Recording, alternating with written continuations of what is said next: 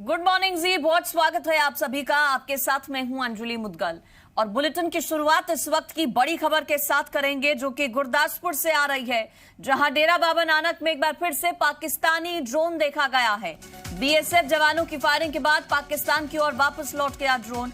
सुबह करीब 4:40 पर जवानों ने ड्रोन की आवाज सुनी। पाकिस्तानी ड्रोन पर करीब 7 राउंड गोलियां दागी गई।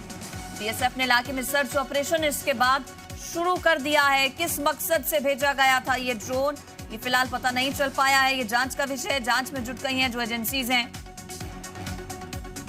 लेकिन ये बड़ी खबर दे रहे हैं आपको गुरदासपुर से, जहां पर एक बार फिर से डेरा बाबा नानक में पाकिस्तानी ड्रोन देखा गया। बीएसएफ जवानों की फायरिंग के बाद वापस पाकिस्तान लौट के आया ये ड्रोन।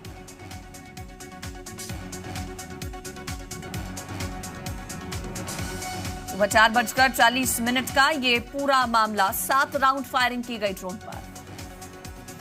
फोन लाइन पर जुड़ गए परमवीर ऋषि मेरे साथ ज्यादा जानकारी के लिए, हमारे संवाददाता। परमवीर ऋषि, ऐसा नहीं है कि पहली बार इस तरफ पाकिस्तान की ओर से ये साजिश की गई हो, इससे पहले भी पाकिस्तानी ड्रोन कई बार इस इलाके में देखे गए हैं।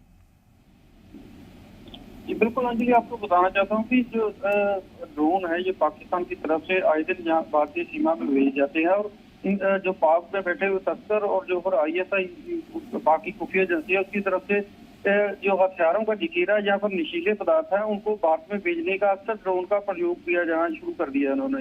तो दिसंबर से लेकर फरवरी तक इसी एरिया में डेरा बाबा नानक में 12 बार ड्रोन जो है दिखाई दिया और हर बार जो है बीएसएफ के जवानों ने उसको गोलीबारी करके वापस जाने के लिए मजबूर कर दिया है।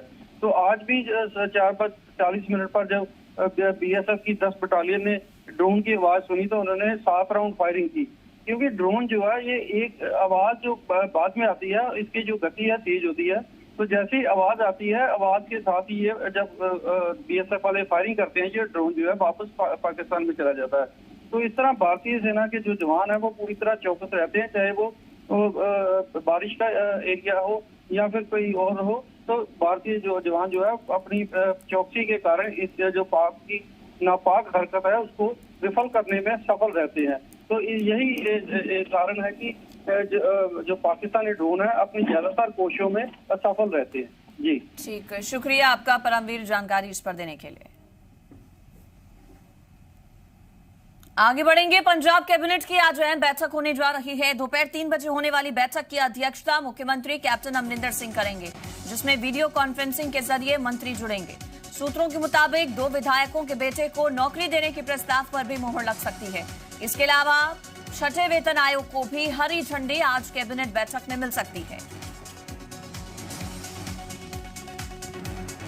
महत्वपूर्ण बैठक कैबिनेट की आज। राज्य से जुड़े कई मुद्दों पर चर्चा होगी, कई अहम प्रस्तावों पर मुहर लगेगी। दोपहर 3 बजे का वक्त रखा गया है जब ये बैठक होगी। तो दोपहर 3 बजे आज पंजाब कैबिनेट की बैठक होने जा रही है। महत्वपूर्ण ये बैठक रहेगी। वीडियो कॉन्फ्रेंसिंग से जुड़ेंगे मुख्यमंत्री कैप्टन अमरिंदर सिंह के साथ सभी जो मंत्री हैं कैबिनेट के। अध्यक्षता मुख्यमंत्री कैप्टन अमरिंदर सिंह करेंगे इस बैठक की। कहा जा रहा है कि 6ठे वेतन आयोग को हरी झंडी मिल सकती है। इसके अलावा सूत्र ऐसा भी बता रहे हैं कि 2 विधायकों के बेटे को नौकरी देने के प्रस्ताव पर भी मुहर लग सकती है आज कैबिनेट बैठक में। और भी कई फैसले बड़े लिए जा सकते हैं। फोन लाइन पर अनमोल गुलाटी जुड़ गए हैं। अनमोल, क्या टॉप एजेंडा रहेगा आज होने वाली इस कैबिनेट बैठक का? जी जेकर गल की जाए पंजाब कैबिनेट की जी बैठक 3 बजे तो बाद बुलाई गई है, जी वीडियो कॉन्फ्रेंसिंग राही होगी। ये मुख्य तौर के उत्ते पंजाब की इकाई खास कर गल की जा सकती है। टीचर्स जो लगातार प्रोटेस्ट कर रहे हैं ये उत्ते गल की जा सकती है, क्योंकि लगातार काफी लंबे समय तो मंग जी टीचर्स वालों उठ रही है कि उन्होंने पक्का किया जाए, जिन्होंने लैके रोष मुजाहरा भी ਵੱਡੇ पद्धर ਤੇ ਜਿਹੜਾ ਕਿ ਉਹ ਕੀਤਾ ਜਾ ਰਿਹਾ ਹੈ। ਇਸ ਤੋਂ ਬਾਅਦ ਜਿਹੜਾ ਫਤਿਹ ਸਿੰਘ ਬਾਜਵਾ ਦੇ ਮੁੰਡੇ ਦੀ ਨੌਕਰੀ ਦਾ ਮਸਲਾ ਜਿਹੜਾ ਕਿ ਅੱਜਕੱਲ ਕਾਫੀ ਪੱਕਿਆ ਹੋਇਆ ਉਹਦੇ ਉੱਤੇ ਵੀ ਜਿਹੜੀ ਕਿ ਚਰਚਾ ਕੀਤੀ ਜਾ ਸਕਦੀ ਹੈ। ਵੇਖਿਆ ਜਾ ਸਕਦਾ ਕਿ ਕੁਝ ਹੱਲ ਦਾ ਕੱਢਿਆ ਜਾ ਸਕਦਾ, ਕਿਉਂਕਿ ਜੇਕਰ ਸਰਕਾਰ ਦੇ ਪੱਖ ਸੁਣਿਆ ਜਾਵੇ ਤਾਂ ਉਹਨਾਂ ਵੱਲੋਂ ਕਿਹਾ ਜਾ ਰਿਹਾ ਕਿ ਇਹ ਪਹਿਲਾਂ ਹੀ ਜਿਹੜੀ ਕੀ ਹੈ ਸਿਲੈਕਸ਼ਨ ਹੋ ਚੁੱਕੀ ਸੀਗੀ। ਉਸ ਜਿਹਦੇ ਉੱਤੇ ਹੁਣ ਜਿਹੜੇ ਕਿ ਬਾਅਦ ਚ ਜਾ ਕੇ ਸਵਾਲ ਖੜੇ ਕੀਤੇ ਜਾ ਰਹੇ ਨੇ ਕਿ ਕਿਸੇ ਪੋਲੀਟੀਸ਼ੀਅਨ ਦੇ ਮੁੰਡੇ ਨੂੰ ਨੌਕਰੀ ਦੇਣ ਦੀ ਗੱਲ ਕੀਤੀ ਗਈ ਹੈ। ठीक, शुक्रिया जानकारी के लिए।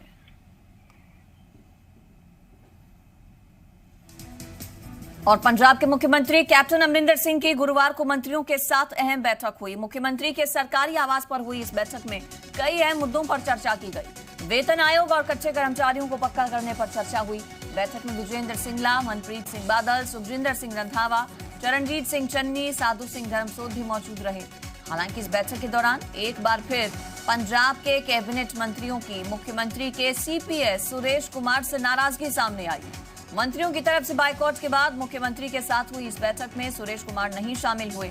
बताया जा रहा है कि बैठक से पहले कई मंत्रियों ने यह साफ कर दिया कि जिस मीटिंग में सुरेश कुमार रहेंगे उस मीटिंग में वो शामिल नहीं होंगे। इसलिए मीटिंग में या तो कैबिनेट मिनिस्टर रहेंगे या फिर सुरेश कुमार। बता दें कि पंजाब के मुख्यमंत्री के chief principal secretary Suresh Kumar की कई मंत्रियों के साथ पिछले महीने अनबन हुई थी, जिसमें सुख सरकारिया, तृप्त राजेंद्र बाजवा और कई अन्य मंत्रियों के नाम भी शामिल थे।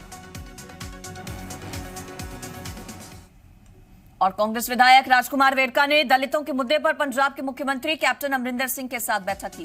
बैठक के बाद राजकुमार वेरका ने कहा कि ठेके पर भर्ती सफाई कर्मचारियों को पक्का किया जाएगा।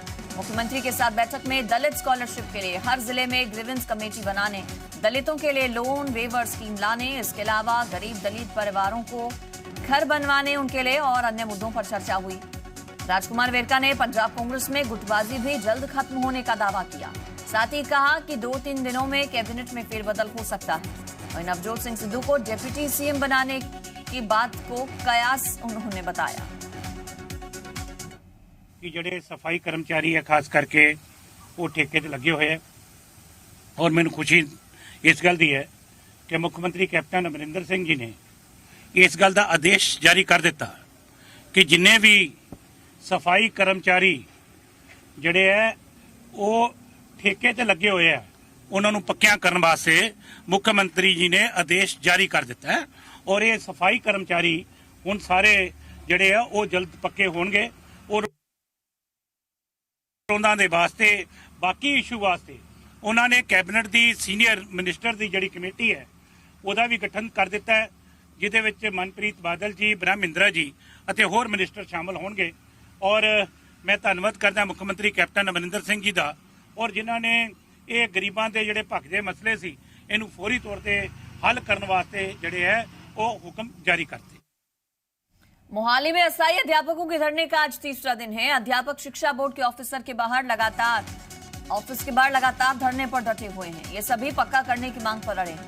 इससे पहले गुरुवार को कॉन्ट्रैक्ट पर लगे अध्यापकों की पक्का किए जाने की मांग समेत कई अन्य मामलों पर शिक्षा मंत्री के साथ चर्चा हुई, लेकिन बैठक बेनतीजा रही। शिक्षा मंत्री के साथ हुई मीटिंग में प्रपोजल को लेकर काफी देर तक बहस होती रही। उन्होंने कहा कि सरकार बीच का रास्ता ढूंढने की कोशिश कर रही है, लेकिन हम बिना परीक्षा के सीधी भर्ती करने की मांग कर रहे हैं। सरकार फाइनल नहीं बता पा रही। धरना उठाने को लेकर शिक्षा सचिव किशन कुमार के साथ मीटिंग करने के बाद ही फैसला लिया जाएगा। मिठी गोली असीं लैनी भी नहीं ते ना ही सानू कुछ इदां दा लग्या, क्योंकि अजे तक फाइनल कुछ भी नहीं होया। असीं कुछ भी उन्हां तो लैके नहीं आए। अजे असीं भी उन्हां नूं कोई यस या नो नहीं करके आए भी असीं मिठी गोली लैके आ गए। इहो जिहा कुछ नहीं है। 9 सैक्टर दे विच फाइनल जिहड़ी लास्ट मीटिंग है 9 सैक्टर विच होण जा रही है। इन्हां ने सानू ये विश्वास दिवाया भी जिहड़ी असीं पहिलां ही तुहानूं 6-6 हज़ार 8-8 हज़ार दे रहे हां ते इहदे विच थोड़ी जी तनख्वाह तुहानूं होर प्लस करके असीं रेगुलर करन वालिआं नूं तुहानूं पहल देवांगे। हरियाणा के मुख्यमंत्री मनोहर लाल के दिल्ली दौरे का आज दूसरा दिन है। सीएम आज भी कई केंद्रीय मंत्रियों से मुलाकात कर सकते हैं। पहले दिन जहां मुख्यमंत्री ने केंद्रीय गृह मंत्री अमित शाह से मुलाकात की। बैठक के बाद मुख्यमंत्री ने बताया कि केंद्रीय गृह मंत्री अमित शाह से मुख्य तौर पर किसान आंदोलन को लेकर चर्चा की गई है। मुख्यमंत्री ने बड़ा बयान देते हुए कहा कि किसान आंदोलन की जगहों पर हिंसात्मक और अनैतिक गतिविधियां चिंता का विषय बन चुकी हैं। उन्होंने कहा कि टीकरी बॉर्डर हो या सिंघू बॉर्डर, स्थानीय लोग आंदोलनकारियों का विरोध कर रहे हैं। मुख्यमंत्री ने कहा कि हरियाणा के वातावरण को खराब नहीं होने देना चाहते। मुख्यमंत्री ने कहा केंद्रीय गृह मंत्री ने इस पर विचार करने के बाद आगे बढ़ने की बात कही है। देखिए, आज मुख्य रूप से तो हमने जो ये किसान आंदोलन है ये ठीक है। अगर शांति प्रिय किसान आंदोलन चलता रहे तो हमें भी उसमें कोई आपत्ति नहीं, लेकिन जो इनकी हिंसात्मक गतिविधियां न केवल अहिंसात्मक बल्कि न केवल हिंसात्मक बल्कि अनैतिक गतिविधियां भी जो इनकी होने लग गई हैं, ये बहुत एक चिंता का विषय है। इससे सारा मैंने अवगत कराया उनको। सरकार चेंज भी तो सर थोड़ा लोग चेंज करना चाहते हैं, तो 600 दिन हो गए, थोड़े मंत्री बदलते जाए। ऐसा नहीं कि वो आप लोगों का काम है, अगर इस प्रकार का करते रहोगे तो लोगों का मन लगा रहेगा। खट्टर साहब ने एक बयान दिया है कि आंदोलन अगर शांति से चलता तो हमें कोई इतराज नहीं था, लेकिन अब आंदोलन में अनैतिक काम होने लग गई हैं। अब आंदोलन में औरतों से छेड़छाड़ होने लग गई है। पता नहीं क्या क्या अनाप शनाप बोल रहे हैं। लेकिन हम बता देना चाहते हैं कि इससे बड़ा और क्या सबूत होगा कि 7 महीने से आंदोलन शांतिपूर्वक चल रहा है। 500 हमारे लोग शहीद हो गए हैं, उसके बावजूद भी आंदोलन शांतिपूर्वक चल रहा है। इससे ज़्यादा क्या शांति चाहते हैं, हमें समझ नहीं आती। और हरियाणा के मुख्यमंत्री मनोहर लाल और गृह मंत्री अनिल विज दोनों दिल्ली दौरे पर हैं। एक तरफ जहां मुख्यमंत्री ने गृह मंत्री अमित शाह से मुलाकात की, तो वहीं गृह मंत्री अनिल विज ने बीजेपी अध्यक्ष जेपी नड्डा से मुलाकात की। तो ये 2 अलग अलग तस्वीरें। हरियाणा के मुख्यमंत्री मनोहर लाल और हरियाणा के गृह मंत्री अनिल विज दिल्ली दौरे पर हैं। महत्वपूर्ण ये दौरा दोनों ही बड़े नेताओं का। अमित शाह से जहां मुलाकात मुख्यमंत्री मनोहर लाल ने की, वहीं बीजेपी अध्यक्ष जेपी नड्डा से विज ने मुलाकात की।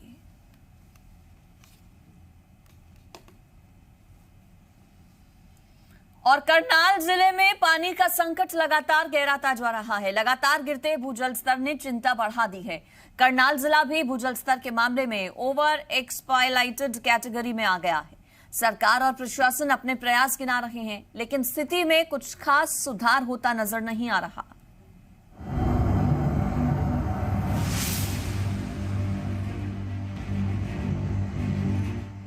रहीमन पानी राखिए, बिन पानी सब सून। पानी गए न उबरे, मोती मानुष चून।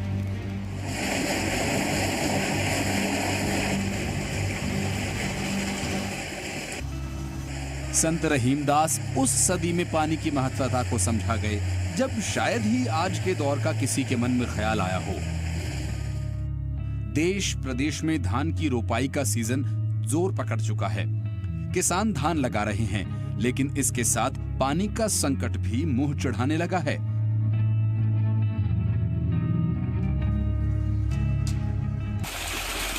हरियाणा की बात करें तो 60% इलाके में भूजल स्तर काफी नीचे गिर चुका है, जिसमें करनाल जिला भी शामिल है। पानी की ज्यादा खपत वाली फसलों की खेती गिरते भूजल स्तर की बड़ी वजह है। साथ ही हर साल जितना पानी इस्तेमाल किया जाता है, उसके बराबर हम पानी को रिचार्ज नहीं कर पाते। करनाल में गिरते भूजल स्तर के आंकड़ों पर नजर डालें तो धुंधले भविष्य की तस्वीर आंखों के आगे बिल्कुल साफ हो जाती है। करनाल जिला प्रदेश के ओवर एक्सप्लॉइटेड कैटेगरी वाले इलाके में शामिल है, जहां भूजल स्तर 20 मीटर तक नीचे गिर चुका है। साल 1974 की बात करें तो करनाल का भूजल स्तर 5.37 मीटर के आसपास था, लेकिन साल 2000 में जिले का भूजल स्तर 8.57 मीटर तक लुढ़क गया। इसके बाद समरसेबल्स की एंट्री होते ही 2020 तक करनाल का भूजल स्तर 20 मीटर तक नीचे लुढ़क गया। तो हमारे जिले के अधिकतर जो ब्लॉक हैं, इंद्री को छोड़ करके सारे के सारे ब्लॉक हमारे ओवर एक्सप्लॉइटेड कैटेगरी में हैं। हमारा ओवर ड्राफ्टिंग हो रहा है। जितना पानी हम रिचार्ज नहीं कर रहे हैं, उससे ज़्यादा हम विड्रॉल कर रहे हैं। ऐसा नहीं है कि ये हाल सिर्फ करनाल जिले का है। प्रदेश के कुछ जिले तो इससे भी कहीं आगे निकल चुके हैं, जो हरियाणा में भयानक भूजल संकट की तरफ इशारा कर रहे हैं।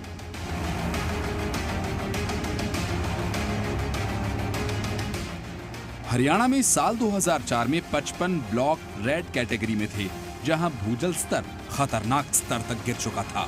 साल 2020 आते आते प्रदेश के 80 ब्लॉक रेड कैटेगरी में पहुंच गए, जो राज्य के कुल हिस्से का 60% बनता है।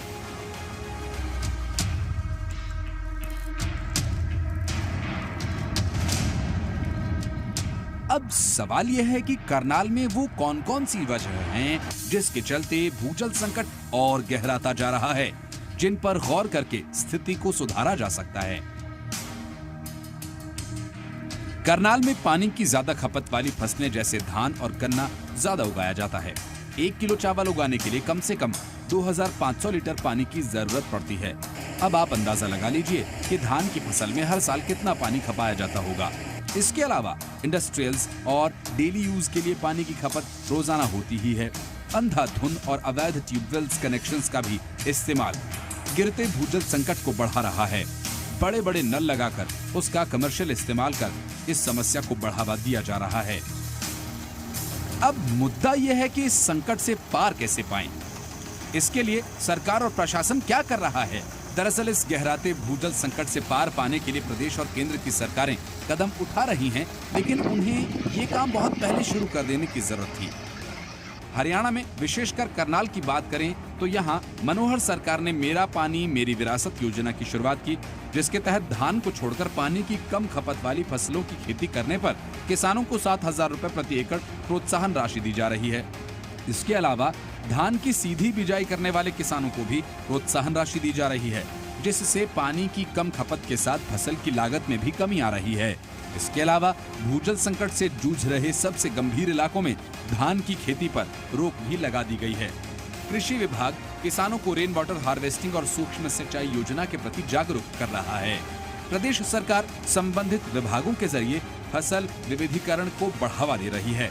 प्रशासन अवैध ट्यूबवेल कनेक्शंस लगाने वालों के खिलाफ सख्ती बढ़ाने पर जोर दे रहा है। इसके लिए एक तो मुख्य वजह है जो अनऑथराइज्ड वाटर कनेक्शंस हैं, ट्यूबवेल कनेक्शंस। तो सबसे पहले तो उन पे शिकंजा कसना है। जो भी अनऑथराइज्ड है, हमें कुछ कंप्लेंट्स भी मिली हैं, कार्रवाई भी की हैं, और आगे जो भी अनऑथराइज्ड ट्यूबवेल कनेक्शंस मिलेंगे उन पे कार्रवाई करेंगे। सरकार प्रयासरत है, प्रशासन भी कोशिश कर रहा है, लेकिन भूजल संकट और पानी की किल्लत की समस्या से पार पाने के लिए जन जागरण की जरूरत है।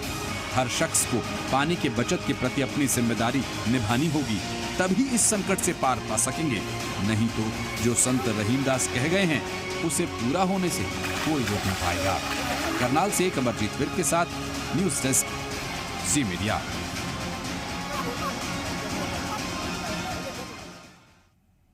और बड़ी खबर दे दे, वर्ल्ड टेस्ट चैंपियनशिप के फाइनल के लिए टीम इंडिया की प्लेइंग 11 का ऐलान हो गया है। न्यूजीलैंड के खिलाफ साउथ में आज दोपहर 3 बजे से शुरू हो रहा है खिताबी मुकाबले में टीम इंडिया 6 बल्लेबाजों और 5 गेंदबाजों के साथ उतरेगी। टीम इंडिया की प्लेइंग 11 की जानकारी बीसीसीआई ने ट्वीट कर दी है। भारतीय टीम इस मैच में 3 पेसर और 2 स्पिनर्स के साथ खेलेगी।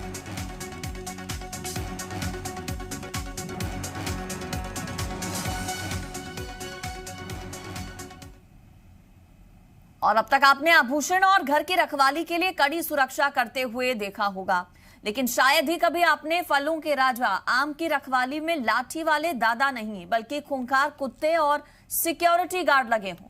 मध्य प्रदेश के शहर में जबलपुर में ऐसा भी बाग है जहां महज 7 आमों की रखवाली के लिए 6 गार्ड्स और 6 खूंखार कुत्ते तैनात किए गए हैं। इसका कारण आम की का जो किस्म है वो बताया जा रहा है, जो भारत में दुर्लभ है और दुनिया में सबसे महंगे आमों में से एक है। बता दें कि ये जापान का लाल रंग वाला आम मियाजाकी है, जिसे सूर्य के अंडे के रूप में भी माना जाता है। दुनिया के सबसे महंगे आम का दर्जा इसी किस्म को मिला हुआ है। आम बगीचे के मालिक ने बताया कि पहले हमें आम की इतनी बड़ी कीमत के बारे में कुछ नहीं पता था। पहले इस दंपत्ति को लाल रंग के 2 आम के फल दिखाई दिए। जब उन्होंने इसके किस्म के बारे में पता लगाया तब जानकारी मिली कि ये मियाजाकी आम है। ये भी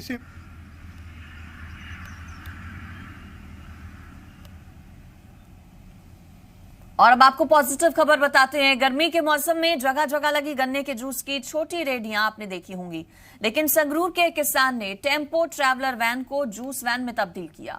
किसान अपनी जूस वैन के जरिए लोगों को ठंडी खीर, गन्ने का जूस और कई तरह के फ्लेवर सर्व कर रहा है। खास बात यह है कि ऑर्गेनिक गन्ने से बिना बर्फ का इस्तेमाल किए जूस तैयार किया जाता है। इतना ही नहीं, युवा किसान अपने किसान भाइयों को अपनी फसलों की खुद मार्केटिंग करने की सलाह भी दे रहा है। किसान ने बताया कि उसे यह आइडिया विदेश में रह रहे उसके रिश्तेदार ने दिया था और इस जूस वैन को बनाने में 10 लाख रुपए का खर्च आया। ਸਾਡੇ ਭਰਾ ਬਾਹਰ ਗਏ ਹੋਏ ਸੀ ਤੇ ਉਹਨਾਂ ਨੇ ਸਾਨੂੰ ਇਹ ਆਈਡੀਆ ਦਿੱਤਾ। ਉਹ ਕਹਿੰਦੇ ਵੀ ਤੁਸੀਂ ਆਪਣਾ ਕੰਮ ਆਪ ਕਰ ਲਓ, ਵੀ ਆਪਣਾ ਹੋਰ ਵੀ ਕੰਮ ਕਰਦੇ ਆ, ਵੀ ਆਪਾਂ ਆਪਣਾ ਇੱਕ ਰੁਜ਼ਗਾਰ ਵੱਧ ਤੋਂ ਵੱਧ ਪੈਦਾ ਕਰੀਏ ਜਿਹੜਾ ਕਿਸਾਨੀ ਨੂੰ ਰਿਲੇਟਡ ਹੋਵੇ।